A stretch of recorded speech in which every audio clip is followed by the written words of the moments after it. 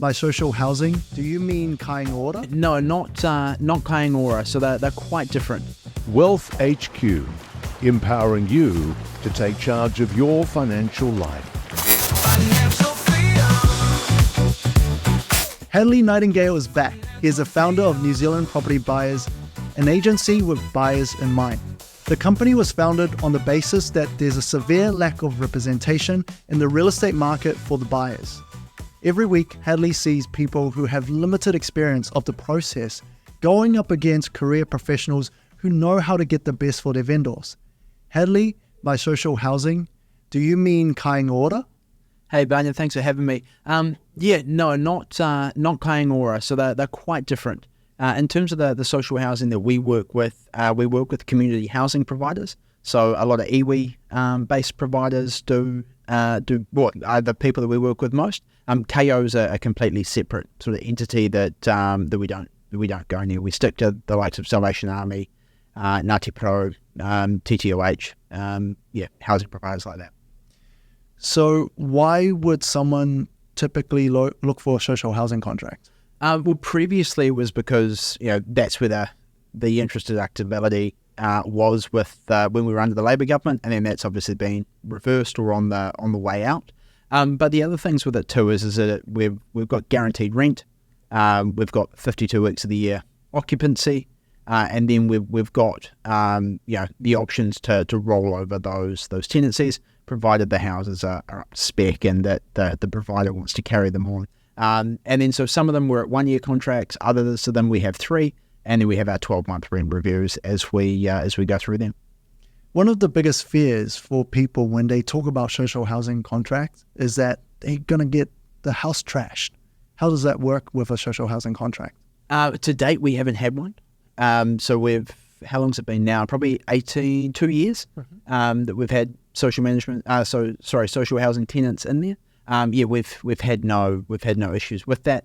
The social housing agencies, providers, they look after any malicious damage that are in the properties, and then so they need to be brought back in a condition that's there's fair wear and tear, like with any property you should expect.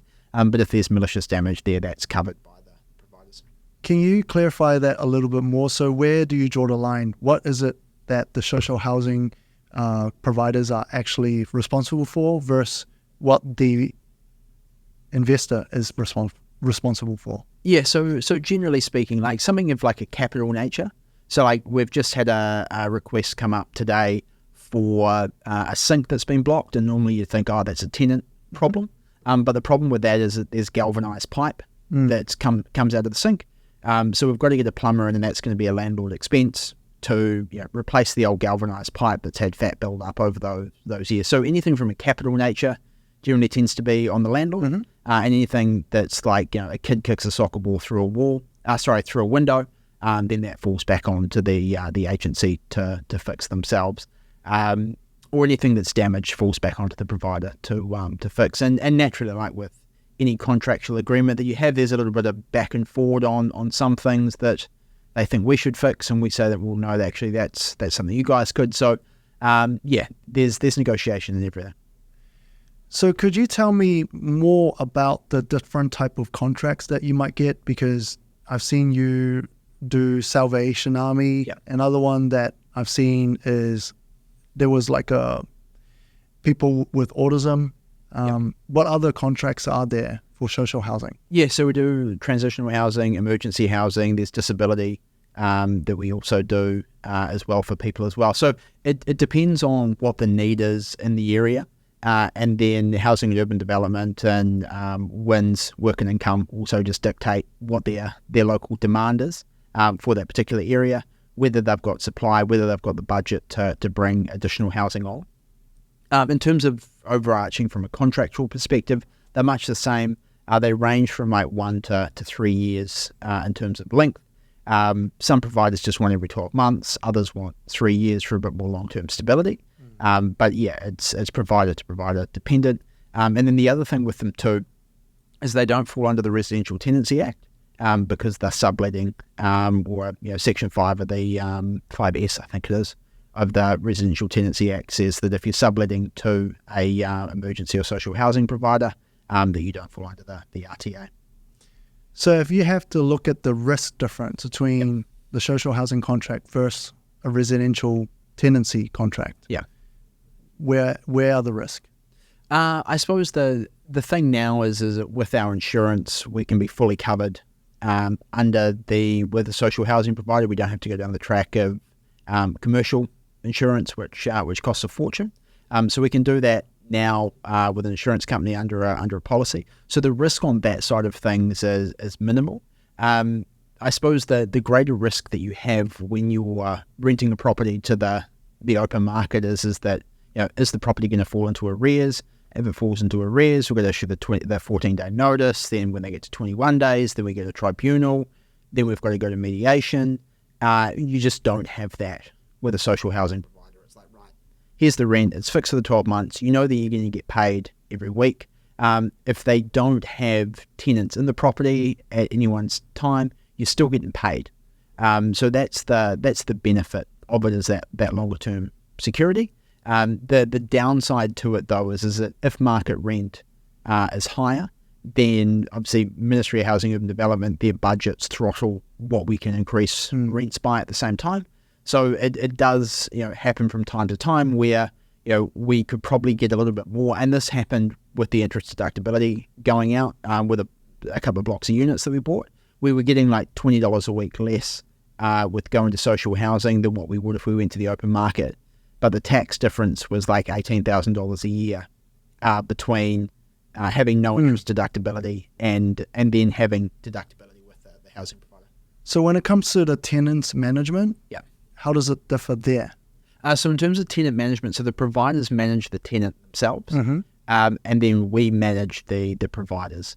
So people have got this, or you see it posted, we get a social housing contract, there's no management on it at all. From an insurance perspective, you've still got to do your inspections. There's still maintenance requests that come up. There's still that negotiation for rent reviews. It's not just a case of going throw away give the keys to them, and then you're off on holiday and you're never going to hear from them. There's still that back-end admin that needs to be taken care of as well. So if they have no tenants, how does that work? So if they've got no tenants, that's their problem. So we're on a fixed 12-month contract, the same as if you had a fixed term contract for a normal residential building, and someone wants to move out 2 months early. Well, they've either got to find someone to replace them, or they pay the 2 months of rent out because that's what you contractually agreed to. And how hard is it to renew a contract? Previous to this year, it's been relatively easy because at the time the government was just throwing money at social services. Things have been tightened up. Our rental increases this year, like I say, have been throttled a little bit. We've had one property that has been declined to be renewed. But yeah, I mean, at the moment, the renewal process isn't tough. It's just that rental increases aren't necessarily as big as what they could be. So when interest deductibility was not around, Yeah. this was a lot more high demand for investors. Now, when would you consider a social housing contract? Yeah, in terms of when I would consider it now, comes down to I'd look at the market rent, and then I'd look at what we could get from a provider perspective. And then if we're going to get, if there's going to be a better outcome for everyone on the private market, then that's the way that we go. If we were going to get a better outcome going through the social housing side of things, I mean, if the difference is $10 a week, you're better off to go social housing than what you are through the other route. Just from you have a week of vacancy and there's your money gone. I think the other thing is too though is that just because you want your house in social housing doesn't mean you're going to get it. Their demand and their levels change. So like at the moment, as of today, everything in Gisborne's on hold. So if you wanted to get a new social housing contract in Gisborne today, it wouldn't happen. And then that's happened too. The likes of Whanganui last year, where they wanted as many properties as they could get, and then 2 weeks later turned around and went, oh, actually we don't want any anymore. So it's it fluctuates. It's like working with a government department. You just got to sort of stay on top of it and figure out where you're going to go, and just make sure you've got those backstops and those exit strategies to make sure that if something doesn't quite go to plan, that you've got the ability to get out. So Hadley, speaking of government, What role does government policy play into the success and failure of social housing? I think they change. So in terms of with the change in government, there has been the shift in how much money is going into public spending. At the moment, the public spending's reduced. Housing and development are going through some restructures. They're the ones that govern sort of what we do and what we look at. But I think in terms of sort of changing government going forward and what that might look like, inevitably it's going to happen, and whether the interest deductibility thing goes back out the window again, I don't think it's something that people should be particularly worried about. And the mindset that I think people need to take on is the same with the social housing, the interest deductibility when it first came out. The announcements happened, and then the first thing I thought was, how are we gonna make this work? Government gives you tax breaks on things they want you to invest money in. So we scoured, basically every bit of literature that we could find to go, right, what's a social housing thing? Because there wasn't much out there at the time. What's a social housing thing? How do we get involved? This is the way we're going to have to send our clients, because this is where the government wants us to, invest in, as opposed to sort of burying head in the sand and going, the government's changed, the interest deductibility has changed, I'm just going to go and sell everything because it just doesn't work for me. I think that the important thing is figuring out how you can make stuff work, rather than, because it's really easy to find reasons that you can't, it's the government's fault, so therefore we're not going to do anything. There's this perception that when it's Housing New Zealand or social housing, the houses are not in a good state. Yeah. And often there are moldy houses and just not enough heating. How does that play into ethical investing? Yeah, so good question. I mean, everything's still got to be healthy homes compliant. So just because you've gone down the social housing route doesn't mean that you get to skip around the healthy homes compliance.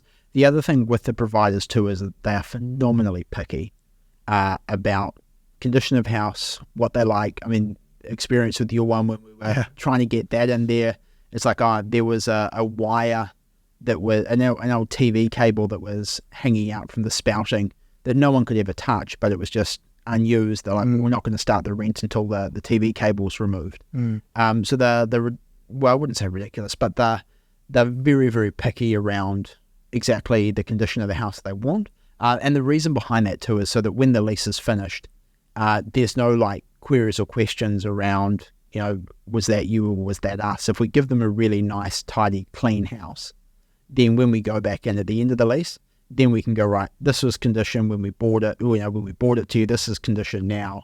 Either we've got an issue, and then there's no, there's a crack in the wall, was that you, was that us? And things can get a bit messy.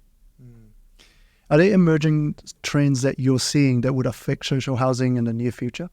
I think it just comes down to the government spending again and what the government decide to put their money into. There's a lot of KO projects, especially like Gisborne, that are coming on stream.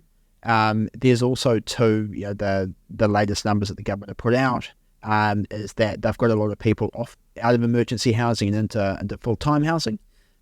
So I think it's more so about sustaining what's there.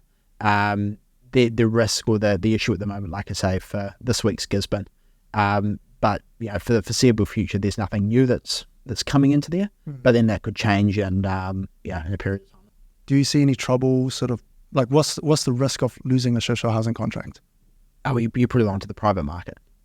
So I think that's the other thing for it as well, is we just when we look to buy stuff, you don't just want to buy it for a single purpose.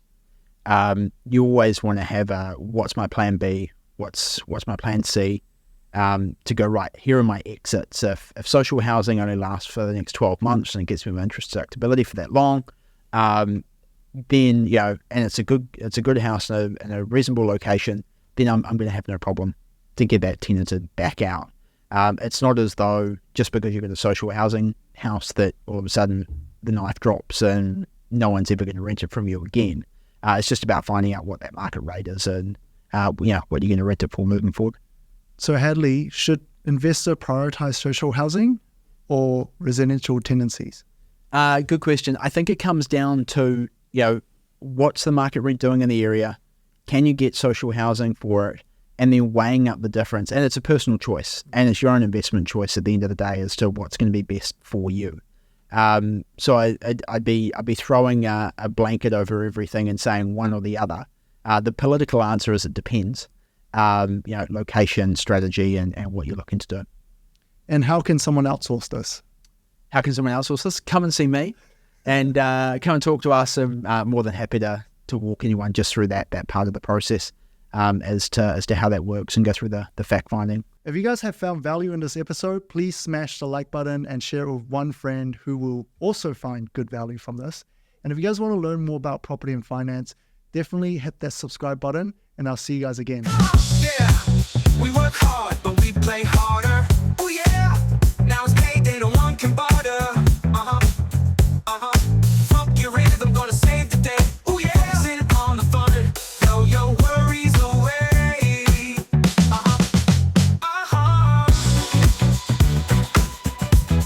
Wealth HQ, empowering you to take charge of your financial life.